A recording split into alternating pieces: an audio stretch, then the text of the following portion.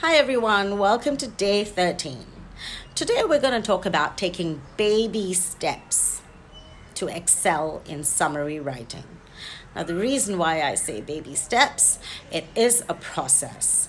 A lot of students hate the summary section because it has a lot of steps to it, and they tend to think that they don't have enough time, they can't find the points, they can't rephrase them, they can't stay within the word limit. So what you need to do is to break the process up into tiny steps. The first thing you do is to analyze the question.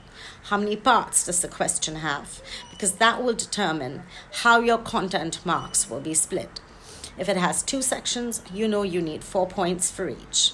The second thing you need to do is go to the corresponding paragraphs and only, and I repeat, only pick the important points. Do not write out the entire sentence.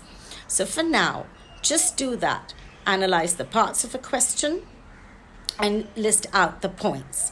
We will talk about paraphrasing in a video at a later date. So find a summary question and start on this first.